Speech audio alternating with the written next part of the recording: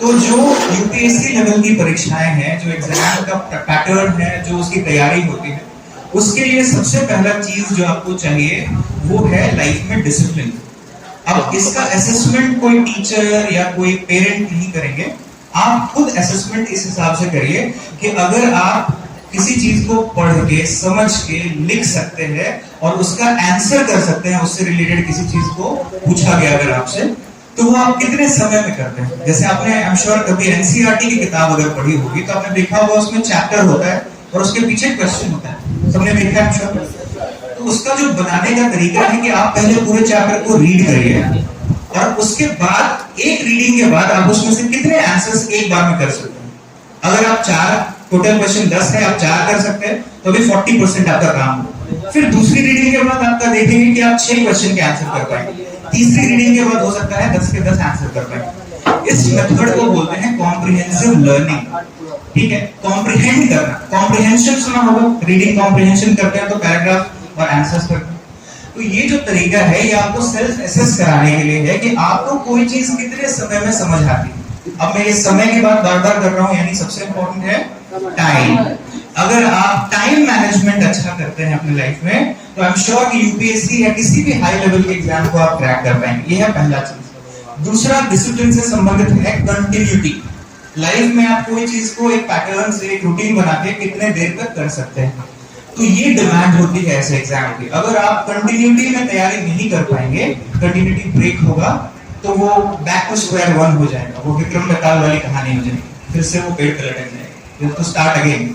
तो इसीलिए अगर आप कोई चीज को कंटिन्यूअसली करेंगे तो आपको हमेशा उस चीज के फायदा मिलेगा। यूपीएससी एंड बीपीएससी एस्पिरेंट्स को लाइफ में कंटिन्यूटी को बहुत वैल्यू देना पड़ेगा कि लगातार एक प्रोसेस है जो साल 2 साल आपको करते रहना पड़ेगा।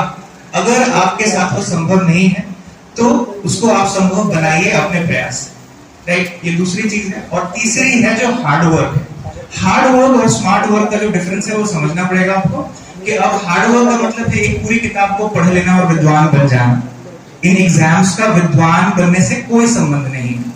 इन एग्जाम का पैटर्न को स्टडी करिए, सिलेबस को टॉपिक वाइज स्टडी करिए और उसके लिए जितनी पढ़ाई करनी है, अगर आपको कहे कि 200 शब्द में आंसर लिखना है तो कितना मटेरियल पढ़ना चाहिए, वो जजमेंट लेके तैयारी करिए। यानी पूरी 20-25 किताब का एक लिस्ट बना लिया, टेबल पे रख लिया और आप उसे पकड़ के बैठ गए, वो नहीं करना है। यानी टॉपिक वाइज आपको अपने नोट्स क्रिएट करके पढ़ाई करनी होगी, जिसको आप स्मार्ट वेज में कन्वर्ट कर सकते हैं। आज टेक्नोलॉजी का जमाना है, ऑनलाइन रिसोर्सेज अवेलेबल है, कम से कम अब एक्सेसिबिलिटी हो गया, रिसोर्स आप तक पहुंच रही है।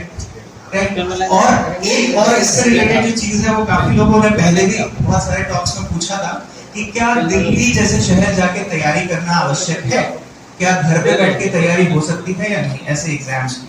तो आई एम श्योर आपने देखा होगा कि बहुत सारे बच्चे अपने घर से जिस शहर में रहते हैं वहीं से पढ़ के निकलते हैं। ऐसा कोई लॉ या रूल नहीं है कि आप बड़े शहर में जाएंगे तो वहीं बड़ी कोचिंग में एडमिशन लेंगे और वहीं से आप पढ़ाई कर सकते हैं। आज के जमाने में खास करके जब से इंफॉर्मेशन टेक्नोलॉजी यहाँ पहुंची है, आप घर में बैठ के ऑनलाइन लर्निंग कर सकते हैं। मैं भी एक ऑनलाइन लर्निंग का एक प्लेटफॉर्म मैंने ज्योग्राफी के लिए क्रिएट किया है। जैसे तो ऐसे और सारे लोग हैं जिन्होंने ऑनलाइन लर्निंग को सुविधाजनक तरीके से पहुंचाया है। आपको बस एक स्मार्टफोन चाहिए या अगर आपके पास लैपटॉप है या कंप्यूटर है और आपके पास इंटरनेट है, उतने में आप सीमित वेज में अपने घर पे बैठ के अपने हिसाब से तैयारी कर सकते हैं। तो ये सारी चीजें हैं जो इससे रिलेटेड है।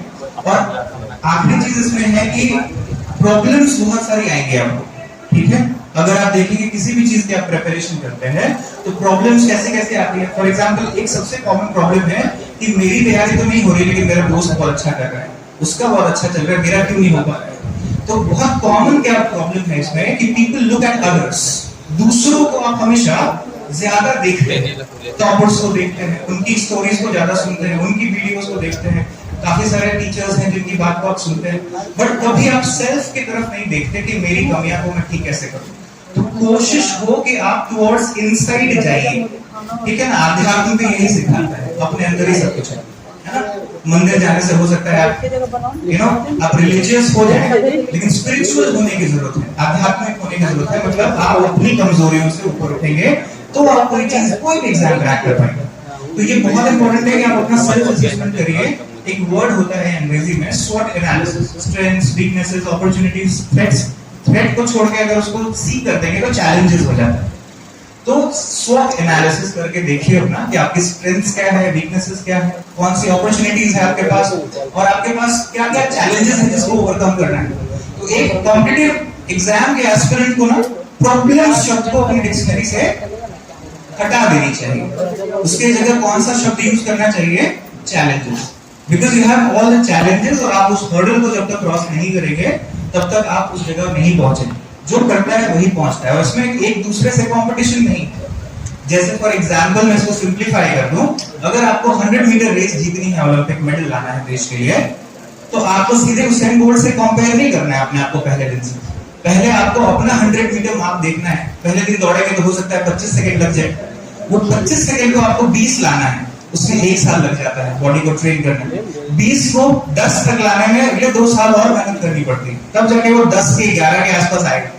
और ओलंपिक हिट करने के लिए 9.45 के आसपास जाना पड़ेगा अगर आपको मेडल लाना है, उसमें और 1 साल हो सकता है लग जाए, 6 महीने और लग जाए। तो ये किसको आप कंपेयर कर रहे हैं? आप अपने ही बेस्ट को हर दिन बीट करते हैं, राइट? अपना ही बेस्ट को आप हर दिन छोड़ते हैं, यानी आप आज जितने लेवल पे है उससे ऊपर लेवल पे कल होंगे। अगर आप आज जितने लेवल पे है कल उतने लेवल को क्रॉस नहीं कर रहे हैं, मतलब आप स्टैग्नेंट हैं, प्रोग्रेसिव नहीं है। ये किसी से पूछना नहीं पड़ेगा आपको, आप खुद जानते हैं कि कल मुझे जितना आता था क्या आज मुझे उससे ज्यादा आता है? अगर आता है तो मैंने कुछ नया ऐड किया। ये एटीट्यूड बहुत जरूरी है किसी भी एग्जाम के एस्पिरेंट के लिए। ये वो सारे दवाइयां बताई मैंने जो डॉक्टर के यहाँ जाने से नहीं मिलेगा, ये सब अपने घर में अवेलेबल है, अपने पास अवेलेबल है, ठीक है? और बाकी मार्केट में तो सब कुछ अवेलेबल ही है, teachers, coaches, coaching, books, material, वो तो है, एक्सटर्नल है। लेकिन पहले इंटरनल सुधार और इंटरनल एटीट्यूड डेवलप करिए, तो आई एम श्योर आप लोग बहुत अच्छा करेंगे। और जिस तरह से आप लोगों को यहाँ पे इतना प्रोत्साहन दिया जा रहा है, अपॉर्चुनिटीज दी जा रही है, सारी चीजें, अच्छा इंफ्रास्ट्रक्चर बनाया जा रहा है, एजुकेशन दिया जा रहा है, तो आई एम श्योर ये आपको बहुत हेल्प करेगा इन सारे एग्जाम्स के। तो